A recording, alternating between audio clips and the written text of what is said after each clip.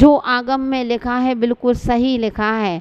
आगम का तोड़ मरोड़ नहीं करेंगे, आगम का कभी उल्लंघन नहीं करेंगे। जैसा हमारे आचार्यों ने कहा है वही हमको मान्य है, उस जिनवाणी पर विश्वास करना वही सच्चा ज्ञान है। और ज्ञान सम्यक होना चाहिए कि हाँ, यह सम्यक ज्ञान ही तुम्हारे जीवन में तुम्हारा उत्थान कराएगा। मिथ्या ज्ञान तो आजकल बहुत होते हैं, मिथ्या ज्ञान से कभी हमारा कल्याण होने वाला नहीं है।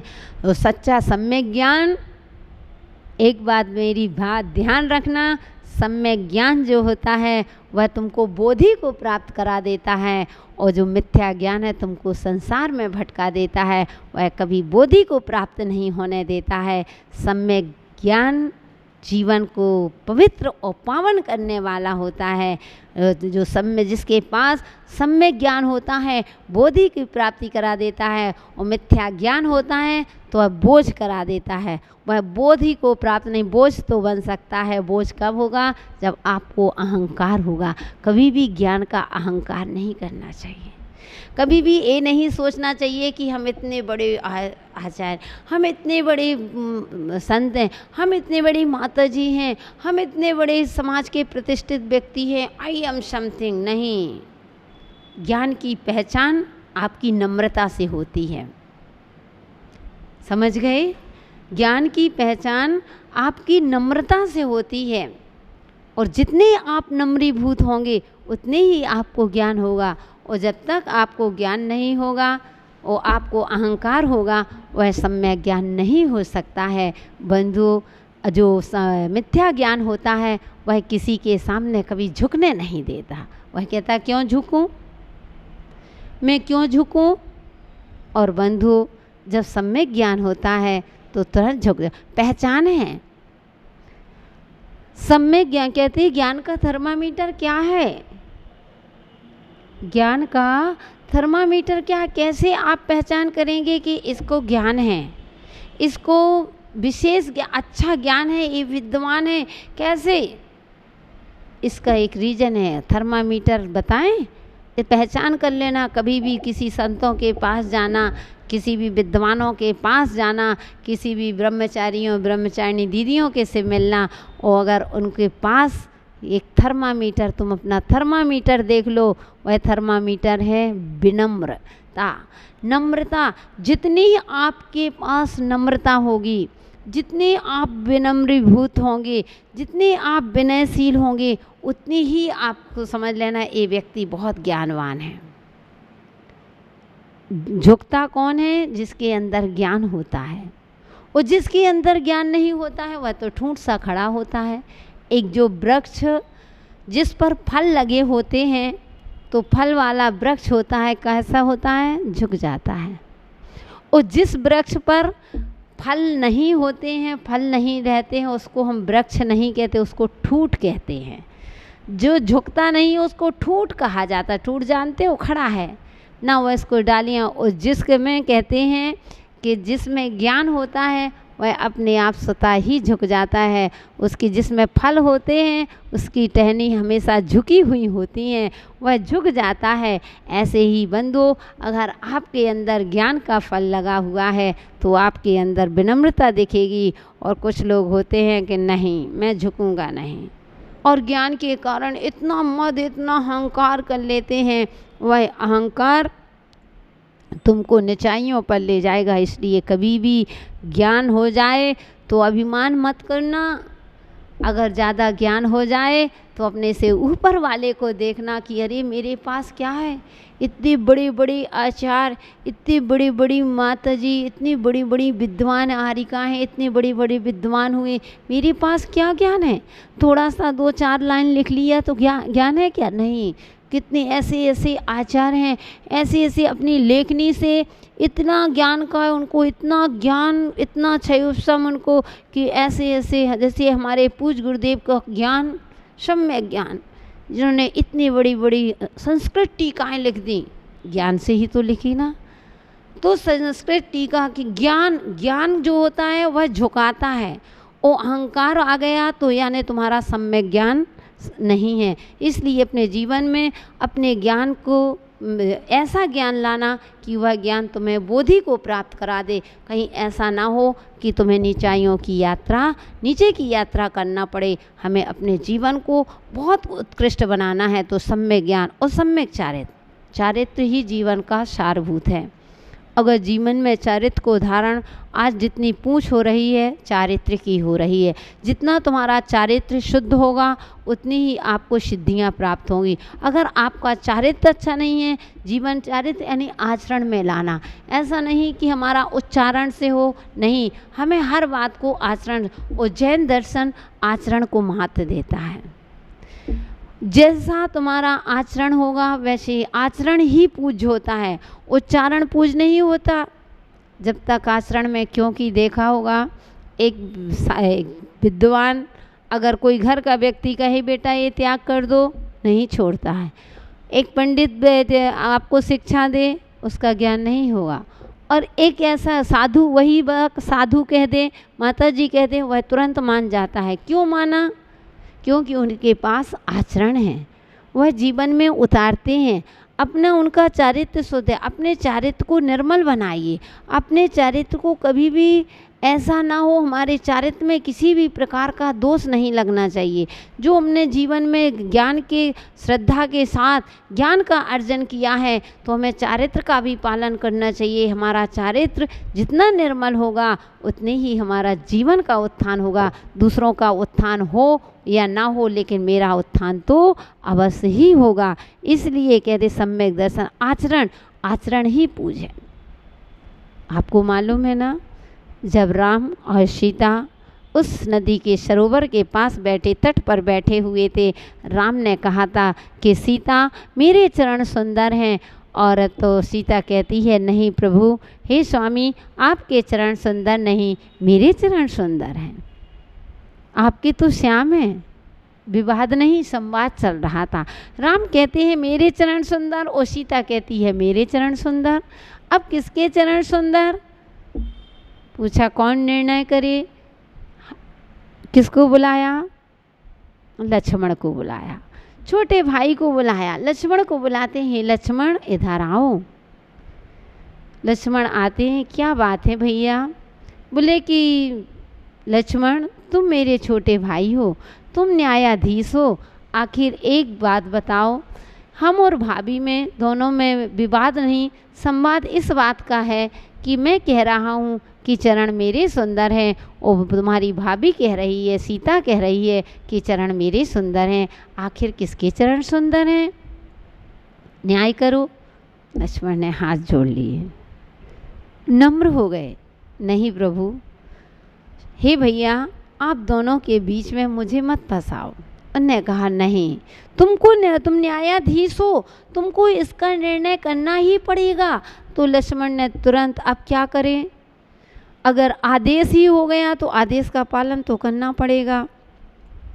लक्ष्मण ने दोनों हाथ किए, एक हाथ में भाभी के चरण रखे और एक हाथ में राम के चरण लिए। दोनों को देखते हैं, बार बार देखते हैं।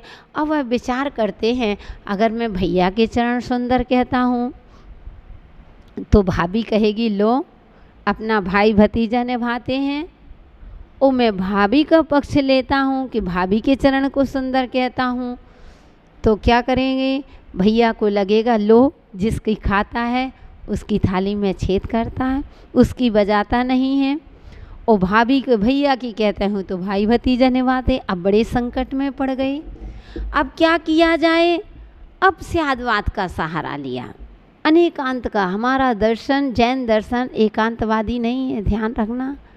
अगर ऐसा ही है, नहीं, अनेकांतवादी। उन्होंने तुरंत अनेकांत का, स्यादवाद का सहारा लेते हुए और दोनों के चरण को बार बार देखते हैं, बार बार इन दोनों चरणों को देखते हैं। एक बार भैया के चरण को देखते हैं और एक बार भाभी के चरण को देखते हैं। और दोनों को देखते देखते कहते, भैया से कहते हैं, हे भैया, हे प्रभु, चरण तो भाभी के सुंदर हैं। जैसे कहा, अब सीता की खुशी तो आप समझ गए ना, इनडायरेक्ट बात जल्दी समझ में आती हैं। और महिलाएं तो वैसे ही भावुक होती हैं, इनकी थोड़ी सी प्रशंसा कर दो तो हाव भाव में बह जाती हैं, खुश हो जाती हैं। थोड़ी सी रूठ जाए, थोड़ी सी प्रशंसा कर दो, खुश हो जाती हैं। तो ऐसे ही जैसे ही कहा, सीता खुश हो गई। कहा कि देखो प्रभु, मैंने कहा था ना कि मेरे चरण सुंदर, आप मान ही नहीं रहे थे। अब राम का चेहरा नीचे। लक्ष्मण बोल पड़े, भाभी अभी बात पूरी नहीं हुई, ओ आप इतनी भावुक हो गई, आप नाचने लगे, खुश हो गए। उसने कहा बस हो गया, एक बात में सब समझ में आ जाता है, पूरे चावल को नहीं देखा जाता, एक चावल से पता चल जाता है कि चावल कैसा है। बुद्धि है अपनी अपनी। तो वह कहती है कि बस हो गया। अब लक्ष्मण कहते हैं, भाभी तुमने मेरी बात पूरी सुनी नहीं, ओ आप खुश हो गए। तो भाभी कहती है अब तो बात हो गई। उन्होंने कहा नहीं भाभी, आपके चरण इसलिए सुंदर हैं क्योंकि आप भैया के पग चिन्हों पर चल रहे हैं। क्यों हैं? क्योंकि आप भैया के पग चिन्हों पर चल रहे हैं, इसलिए भाभी आपके चरण सुंदर हैं। ओहो, अब रामचंद्र जी खुश हो गए, इतने खुश हो गए।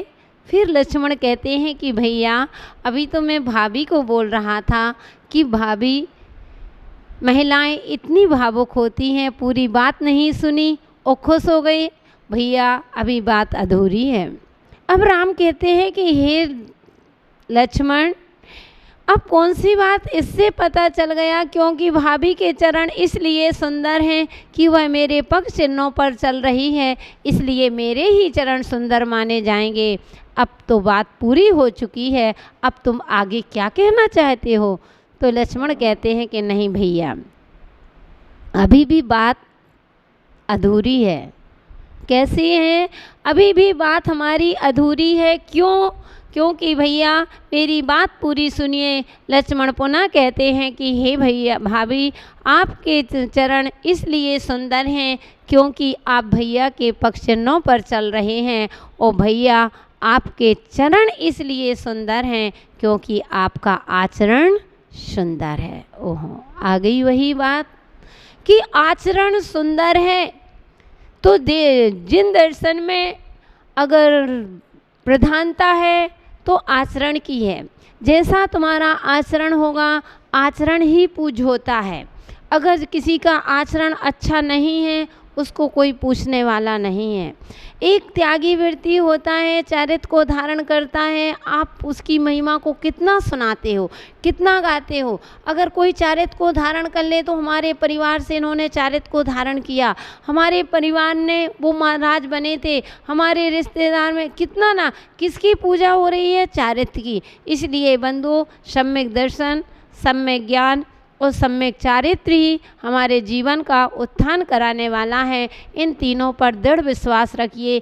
सम्यक के साथ मिथ्या पर कभी भटक मत जाना, क्योंकि यह मिथ्या दर्शन संसार में परिभ्रमण कराने वाला होता है, और सम्यक दर्शन, सम्यक ज्ञान, सम्यक चारित्र हमें संसार से मुक्त करा देता है। और जब इन तीनों की एकता होती है तो एक न एक दिन हमें मोक्ष अवश्य मिल जाता है। तो यहीं पर मंगलाष्टक में कह रहे थे कि जो 4 प्रकार का धर्म कहा है वह मेरी रक्षा करे, मेरे पापों का क्षय करे और मुझे सुखी करे। क्योंकि हे भगवान, जब मेरे पापों का क्षय हो जाएगा तो मेरे जीवन में सुखी ही सुखी मेरा जीवन हो जाएगा। ऐसी पुनीत भावनाओं के साथ अपनी वाणी को विराम देती हूँ। जय बोलिए भगवान महावीर स्वामी की। धर्म स्नेही प्यारे प्यारे भव्यात्माओं, हमारा यहाँ पर विषय चल रहा है मंगलाष्टक, जो हमारे जीवन को मंगल करने वाला होता है, जो हमारे जीवन का उत्थान करने वाला होता है। ऐसे मंगलाष्टक में हम देखते हैं, कल हमने देखा था कि वह धर्म ही हमारा पापों का क्षय करता है और उत्कृष्ट सुख की प्राप्ति कराता है। इसलिए आज देखते हैं कि हमको कैसे, अब जब हम उन परमेष्टि भगवान को नमस्कार करेंगे, वह मेरा अच्छा करेंगे। यहाँ कह दिया था कि वह धर्म मेरा रक्षा करे। आज कौन से हम कह रहे हैं, कौन हमारे पापों का क्षय करे? क्या कहने जा रहे हैं?